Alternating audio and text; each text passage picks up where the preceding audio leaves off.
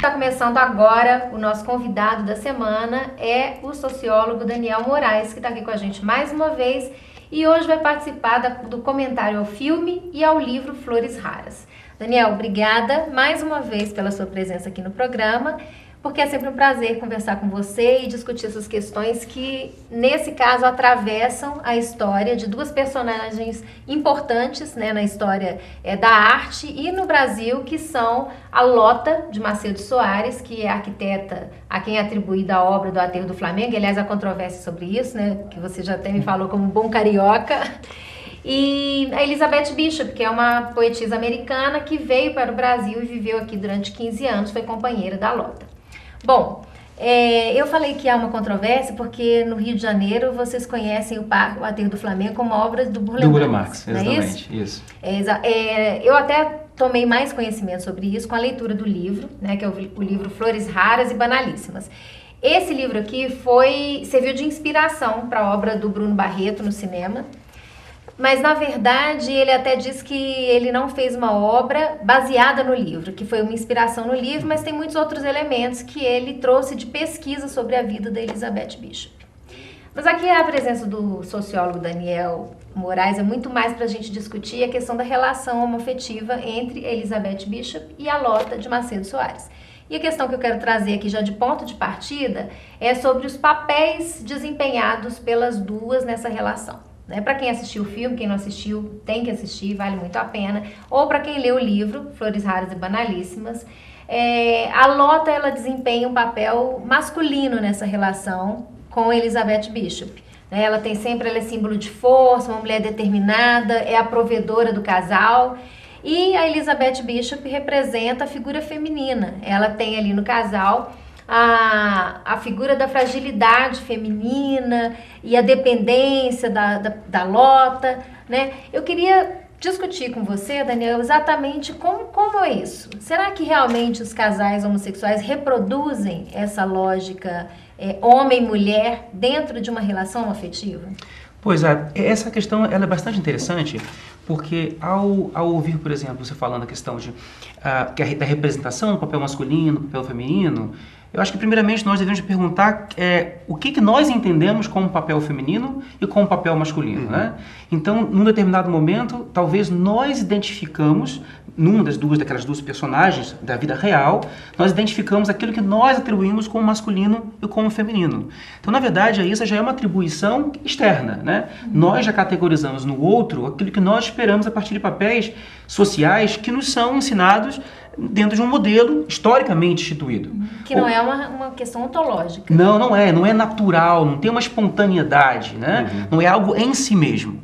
Então, se a nossa sociedade nos passa a ideia de que num relacionamento o mais bravo, o mais rigoroso, ou talvez o que busca uma firmeza e uma estabilidade emocional seria a função masculina. Seria a função masculina, então, por oposto, nós entendemos que a fragilidade ou a passionalidade, a emotividade seria, então, um papel feminino. E aí, então, a gente já identifica quem que coube em determinado local que, na verdade, nós encaixamos. Né?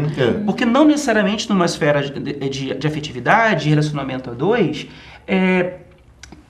tem que haver, né, uma igualdade de temperamentos. E na prática nunca tem, né? Nunca tem, porque você pode até ter majoritariamente uma performance feminina ou masculina dentro desses padrões.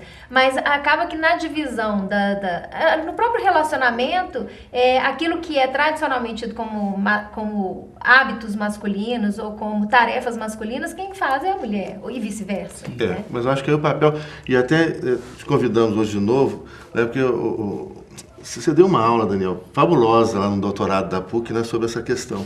Né, a gente está debatendo esse semestre, nós estamos debatendo a questão da diversidade e começamos a estudar, né, estamos começando a estudar a teoria queer a partir da Judith Butler, né, que tem livros fabulosos estudando essa questão. né? E é uma teoria complexa, mas é essa questão de uma construção cultural, né? Onde já desde pequenininho, antes até de nascer, né? Já na barriga da mãe já começa a construir aquele papel. Qual que é o sexo do bebê? Homem ou mulher? Já coloca lá o quarto azul, o quarto cor-de-rosa, começa a comprar roupinhas de uma cor, de outra. E toda essa expectativa, os brinquedos, tem brinquedo de menino, brinquedo, a linguagem.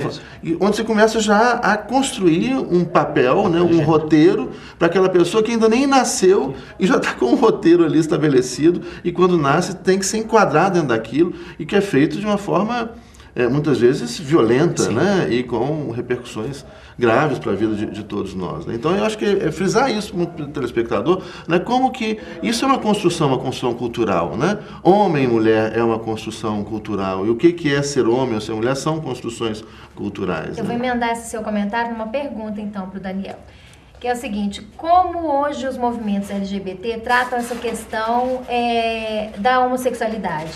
Né, como uma coisa naturalizada, como uma escolha, porque existe essa discussão se a pessoa escolheu ser homossexual ou se ela nasceu assim. É uma discussão importante hoje para o movimento LGBT? Sem dúvida. Essa é uma discussão, aliás, bastante importante. Exatamente. Lá, né? Porque as homossexualidades e as heterossexualidades, e mesmo a bissexualidade, né? A sexualidade humana como um todo, ela vem sendo estudada pela ciência, né? Se nós pensarmos do ponto de vista histórico, muito recente. É a partir do século XIX que nós categorizamos a existência do homossexual e, por oposição, da heterossexualidade. Ou seja, nós inventamos a categoria homossexual e inventamos a categoria heterossexual. A partir de um determinado momento, né, do meado do século XIX, pessoas deixaram de apenas fazer sexo. Seres humanos que faziam sexo passaram a ser categorizados dentro de rótulos mesmo. Ou seja, eu criei a categoria homossexual para aquele ser humano que majoritariamente faz sexo com pessoas do mesmo sexo. E a heterossexualidade com os seres humanos que fazem sexo com pessoas do sexo oposto. A partir de então, esses rótulos passam a ser definidores da própria identidade da pessoa. Definidores a tal ponto que a pessoa não pode nem mesmo escapar dessa identidade, porque ela é cerceada. Então veja, nesse sentido de buscar exotizar muitas vezes, né, a homossexualidade, porque se cria o estereótipo do homossexual a partir de uma noção de desvio, né? Então eu naturalizo a heterossexualidade e com isso eu naturalizo os papéis de gênero que são atribuídos como necessários à condição de ser heterossexual e, por oposição também, eu naturalizo a posição de que as homossexualidades devem ser consideradas desviantes. Nesse sentido, a biologia, a medicina e a psicologia que começa a nascer, ela então trabalha a homossexualidade numa perspectiva de desvio, de patologia. Isso é o que é bastante importante. Então há uma naturalização do ponto de vista biológico mesmo.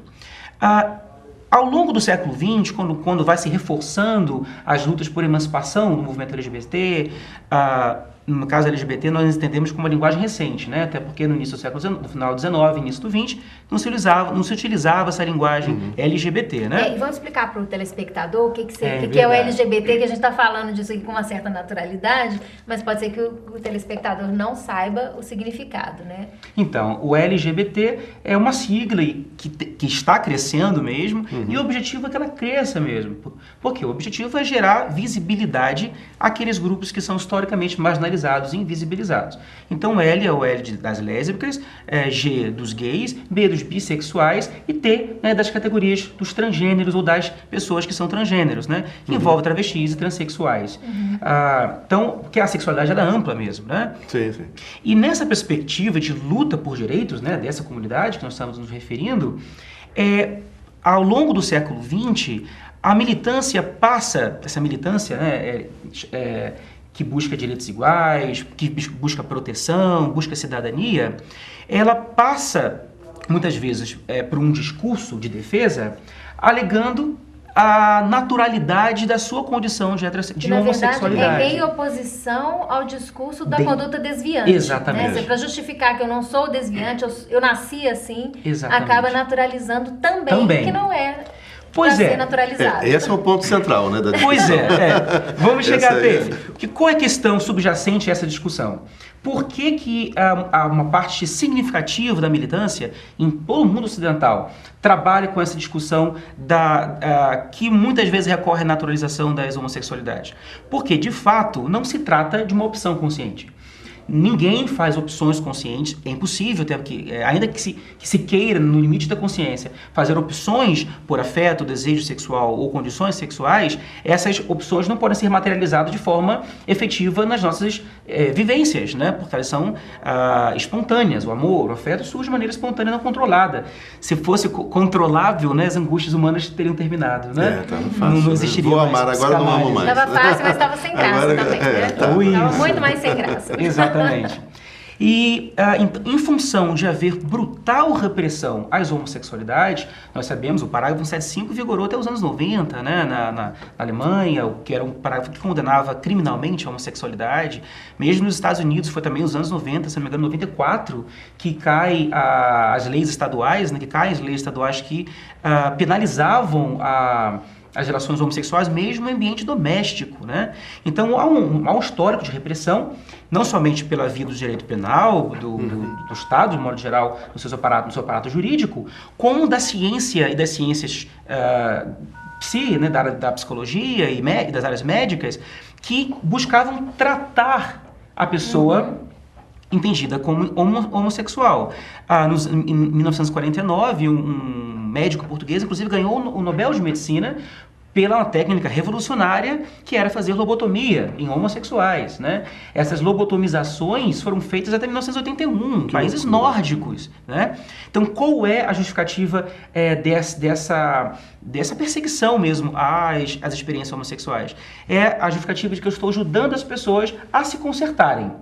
No momento a serem normais, né? A serem normais. Esse é um ponto muito interessante. Então, você tem, no primeiro momento, se estabelece o poder, né? Estabelece um padrão, e aquele que foge desse padrão, seja um padrão de comportamento sexual ou outros padrões mais variados de comportamento social em geral, ele é ou criminalizado ou ele vai para o presídio ou ele vai para o hospício. Exatamente. Né? Ou ele vira uma patologia ou vira algo com uma conduta criminal. Né? E diante disso é que vai surgir então essa ideia de que, assim como você tem o sexo masculino e feminino, é natural também as expressões de homossexualidade. Nós vamos ter que continuar essa conversa aqui no próximo bloco, porque a gente vai fazer um pequeno intervalo agora.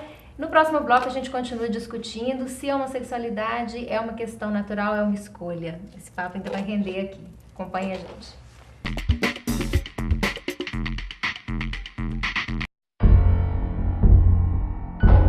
Você sabe o que ele faria se alguém o provocasse xingando, ofendendo, chamando para a briga? Nada. Minha vida vale mais do que qualquer briga ou discussão. No Brasil, milhares de pessoas são mortas por motivos fúteis. Conte até 10. A raiva passa, a vida fica. Paz. Essa é a atitude. Uma campanha do Conselho Nacional do Ministério Público e ENASP. Saborear-te em um só ambiente você encontra no restaurante Reciclo Asmari Cultural. Localizado na Rua da Bahia, em frente à Praça da Liberdade, o restaurante Reciclo oferece uma excelente culinária mineira com preços acessíveis. Venha prestigiar essa iniciativa cultural e social da Associação dos Catadores de Papel de Belo Horizonte.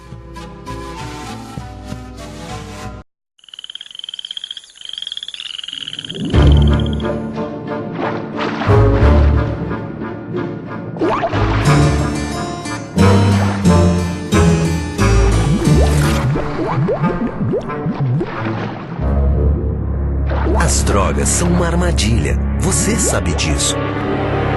Seu filho não. Converse com ele. O diálogo é a melhor forma de afastar o perigo das drogas.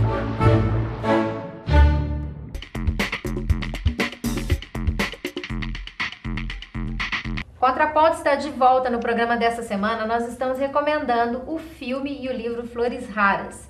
E está aqui para conversar com a gente o sociólogo Daniel Moraes, que veio falar um pouco sobre as questões, especialmente a questão da homossexualidade, que está presente na história, na vida da Lota e da Elizabeth Bishop, que é o casal protagonista da história Flores Raras. E a gente estava discutindo aqui no primeiro bloco sobre a questão da homossexualidade como algo natural ou como uma escolha, né? E se existe realmente uma escolha a ser feita numa posição em relação a isso. Será que é uma das duas coisas, ou pode ser as duas coisas, ou pode ser nenhuma das duas coisas? Como é que a gente vai voltar nesse tema aqui, Daniel? Pois, a antropologia culturalista, ela trabalha com a perspectiva de que o ser humano é fluido, né? Nós somos seres essencialmente sociais, somos construídos no meio, num pano de fundo histórico, cultural, social, né? E nesse sentido, a antropologia não nega que existem condições de viabilidade que são dadas pela genética, pela biologia, né? Nós somos seres biológicos também, né? Então, ainda que há de fato várias pesquisas na área da medicina, da biologia e principalmente da genética recentemente, têm mostrado que existem diversos indicadores bastante concretos de que há traços genéticos nas orientações sexuais, sejam heterossexuais ou homossexuais. A questão Eles indicam propensões. Exatamente. A questão é que esses conjuntos de genes ou propensões genéticas, eles se constroem em ambiente social. É nesse ambiente, nessa cultura, nessa historicidade que isso vai ser moldado. Então, nesse momento, é que nós construímos as nossas identidades, mas é que está o destaque. Essa construção não é uma construção consciente. Como o professor bem colocou, nós nos construímos como seres sociais e sexuais desde que nascemos. Aliás, até antes, né? Até do útero das mães, as crianças já são moldadas, até para a linguagem. A voz, algumas pesquisas indicam isso, que a entonação vocal que pais e mães usam com os filhos ou filhas na gravidez já muda. É de uma princesinha da mamãe pro garotão do papai, né? Exatamente. Aliás, só um parênteses, outro dia eu vi uma pesquisa, falando isso agora, tão interessante, falando que as mulheres no poder, a entonação de voz muda. Mais grave. A voz fica mais grave. Então, se pegar mulheres no poder, como a Angela Merkel, a Dilma, né, e outra, não, tem um caso da mulher do Bill Clinton, né, que ela como esposa do presidente e depois como senadora e agora secretária de Estado, né, a voz dela se tornou mais grave. Pois, ela está... Isso é muito interessante. Muito. Um mundo inclinado, assim, direcionado para o poder é masculino. Claro. E a mulher acaba representando um papel que se adequa naquele local social que ela está ocupando, né? Ou seja, busca representar aquele papel que se espera dela, que ela age de determinada forma, entendida aí como mais masculina, né? Assim, nesse sentido, a gente pode colocar a questão da Lota e da Elizabeth colocando de forma historicizada. Sim. Elas estão num determinado contexto em que os papéis de gênero eram ainda muito, como são até hoje, mas há décadas atrás, eram ainda muito mais fortemente atribuídos, inclusive com violência, né? Fugir de uma representação de papéis heteronormativos instituídos é algo de fato muito complicado. Eu queria ler aqui 2 trechos que falam exatamente sobre isso. Uma é uma empregada que a Lota contratou para fazer companhia com a Elizabeth enquanto ela estivesse trabalhando na obra do Aterro do Flamengo, porque ela tinha medo que a Elizabeth ficasse sempre embriagada, ela tinha problema com o alcoolismo. E aí a impressão da empregada, tem um trecho que ela fala assim: aquelas duas eram engraçadas. Dona Lota vestia camisa, calça de homem, coisa esquisita. Dona Elizabeth ficava cantando músicas da terra dela, tinha voz bonita. As duas viviam muito bem. Dona Elizabeth estava no escritório, ouvia meter a chave na porta e ia correndo. Lota, você chegou? Eu estou tão cansada. As duas iam andando e conversando e daí a pouco estavam dando risada. Joana não sabia qual era a graça porque elas riam em inglês. Esse aqui é o primeiro trecho que eu acho sensacional. E aí no segundo, um amigo da Lota está indo com ela para casa de Samambaia e a Lota dirigindo. E aí a autora diz assim: ao volante, Lota tinha a segurança de um homem. Achava Bianco apavoradamente. Bianco ia apreciando também a conversa magnética de Lota, o vigor de sua inteligência. Chegando à casa, encontraram Bishop de avental. Na cozinha, Bianco não a conhecia. Sentiu-a assim doméstica, precisada da segurança física de um fogão. Lota e Bishop assumiam a relação com sadia naturalidade. No entanto, Bianco achou que percebia ali uma situação parecida com a de uma mulher submissa à personalidade de um homem muito forte. Havia em Bishop uma fragilidade feminina, em Lota aquela coisa selvagem.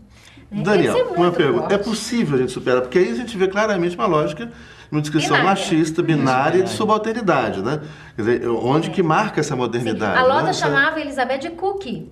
porque ela cozinhava bem. Então, assim, esse era o jeito carinhoso dela tratar a companheira. Qual é o papel da mulher, qual é o papel do homem, e essa lógica moderna de um pensamento binário, que não é simplesmente binário, um pensamento binário de subalternidade, né? O nós, superior, ele, subalternizado, que pode ser o homem, a mulher, né? O civilizado, o incivilizado, e assim vai reproduzindo isso. É possível a gente sair disso? Né? Pois possível. então vamos falar isso para o telespectador. Sim, é possível. E é exatamente para ir, inclusive a teoria não só é possível, como desejável, né? Por que é desejável? Não somente para uma sede de destruição, né? Os conservadores muitas vezes acusam os progressistas ou os teóricos do feminismo e de direitos humanos no que tange a direitos plenos para mulheres, né, que não submetam essa situação de subalternidade e exclusão, eles acabam nos acusando muitas vezes de terem uma sede de destruir os modelos tradicionais pela própria ideia de destruição, né? Não é. A questão que se coloca é o seguinte, no momento que eu separo os papéis de gênero, porque a diferença não se dá apenas de papéis distintos, mas, como o professor bem colocou, a subalternização e a inferiorização de uns papéis, e então a supremacia, a colocação ainda como poder para o outro papel, no caso o papel masculino. O que se quer destacar é que essa distinção ela é utilizada como um mecanismo de poder para gerar desigualdades. E há desigualdades que levam a violências, né? Nós temos experiências concretas no Brasil de violência doméstica, violência contra a mulher. Nós temos, posso chamar até de um genocídio feminino acontecendo no Brasil. Nós temos taxas de estupro no Brasil que são maiores que crimes hediondos, né? Daniel, e assim, uma coisa que eu quero destacar é que na teoria da Judith Butler, que a gente trouxe aqui, né, para discussão, quando ela fala sobre essa questão da ordem binária, e que isso aqui a gente pode representar, os Elias falou em nós, eles, né, que é até uma expressão que o Alain Badiou usa, que aparece aí sempre binário, né, os brancos e negros, ocidentais, orientais, homens, mulheres, sempre tem um subalternizado, mas ela fala de uma categoria ainda mais descriminalizada, que na verdade é criminalizada, que é quem está fora da categoria binária. Então, há esses que nem são subalternizados, ou seja, eles estão abaixo dos subalternizados, são o que a Judith Butler chama de corpos abjetos, né? Que são esses corpos considerados fora do reconhecimento, né? Fora da ordem natural. Tem aqueles que estão dentro do papel autorizado e permitido, nós versus eles, né? O homem, superiores, a mulher, os inferiores e os que são colocados como fora disso. Olha, a ideia, ou seja, é melhor que vocês não existam, ou não reconheçam que vocês existam, né? Como, por exemplo, eu poderia citar a questão do próprio movimento gay, né? Do movimento gay, e a questão dos transgêneros, né? O movimento gay, que é tipicamente um movimento burguês, né? A própria luta por orgulho gay, né? Essa palavra tem muito um caráter burguês, porque a ideia do self-made man, que tem orgulho do seu próprio sucesso individual, né? Isso está permeado nessa discussão. E ainda que é legítima, e por certo, a demanda do movimento gay, por certa forma também, essa demanda ela perpassou o limite que muitas vezes nós podemos entender que não é só uma conquista de espaço, mas é um espaço, na verdade, que foi autorizado pelo Estado, pela tradição patriarcal, porque uma parte desses próprios ativistas acabam se conformando, né? Ainda que inconscientemente, né? Se conformando com esses papéis que são autorizados, né? Então aí, por exemplo, o gay de classe média, ou que adota os típicos padrões comportamentais, gestuais, educacionais da classe média burguesa, ele é muito bem aceito, ele é protegido, né? O homem gay masculinizado, a mulher lésbica feminina, né? Ela tem o seu local, que é autorizado para ele na sociedade. Agora, quando nós temos, por exemplo, o caso, o Laerte, uma experiência muito interessante do cartunista, né? Que é uma experiência de cross-dress, né? Em que situação ele se coloca? Ele se coloca, na verdade, do rompimento com esse papel de gênero. Ele não se tornou o outro. Explica para o nosso telespectador, Daniel, quem é o crossdress. E nós temos aí, quem são os crossdressers, né? São uma categoria que está dentro dos transgêneros, né? Porque é variado. mas não é tecnicamente uma travesti, simplesmente porque a pessoa não se atribui como tal, tá? Então entende que ele tem uma identidade à parte, que não é nem travesti, nem é gay, né? E se sente confortável na utilização de uma linguagem, de adereços, de um aspecto externo feminino, não necessariamente que a pessoa se sinta mulher. Porque são coisas distintas, a questão de gênero e sexo. Sim, né? sim. E que muitas vezes isso também é outro ponto misturado. importante. Sim. Sexo tem um componente que nós podemos atribuir muito facilmente até a questão da genitália, biológico, né? O sexo com que eu nasço, eu tenho essa definição de sexo. Agora, o gênero é uma construção social. Então, quais comportamentos, quais identidades são construídas socialmente, isso então é identidade de gênero. Porque uma pessoa pode ser do sexo masculino, mas se entender no seu gênero como adequado ao sexo feminino. Então, dessa maneira, ele vive uma experiência que é única. O ideal seria não ter que se adequar a nada. Né? Sem categorias, sujeitos, pessoas. Exatamente. Eu acho que, na verdade, o dado biológico seria simplesmente a genitália. Agora, o que fazer, né, com a genitália? E o que cada um dessas categorias biológicas vão fazer? Isso é uma construção essencialmente histórica e cultural. Né? Então, daí que alguns falam que você tem hoje, são vários gêneros, né? Não é apenas homem e mulher, mas são vários gêneros. Ou a Judith Butler vai chegar até propor o fim dessa classificação. Ou seja, não há gênero nenhum. O que nós temos são pessoas que são singularidades plurais, processuais, complexas, né? Que somos nós todos. Nós somos muito além dessas classificações que nos limitam, né? E é importante destacar, essa singularidade e essa fluidez da construção humana não se dá somente no limite da cultura. A própria biologia, apontada como a natureza, né, ela própria é fluida. Nós temos, são estatisticamente consolidados bebês que nascem sistematicamente, né? Não são acidentes bizarros que acontecem uma vez a cada século. Não, muito contrário. São uma quantidade sistemática de nascimento de bebês que nascem com sexo não definido. Tem um filme lindo, um filme argentino sobre isso, que eu recomendo, chama XXY. É muito interessante. Então, muito a própria lógica de que só existe macho e fêmea, nem na natureza. Nem na natureza. Somos fluidos e somos livres para viver nossas identidades, devemos ser livres e protegidos para vivermos nossa identidade sem nenhum tipo de violência, nenhum tipo de coerção. Bom, eu acho interessante o nome do filme que a gente recomendou aqui, né, que é o Flores Raras, que nós estamos discutindo essas questões todas a propósito do filme Flores Raras.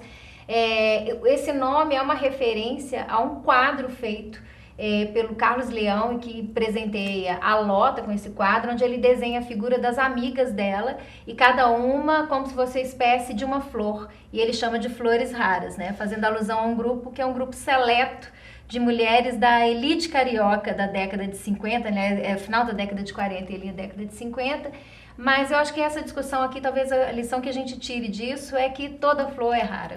Né? Quem sabe a gente consiga superar essas categorias única, e né? considerar que cada uma é única. Exatamente. Daniel, obrigada mais uma vez pela sua presença e o nosso telespectador continue com a programação da TV Comunitária. Semana que vem a gente está de volta.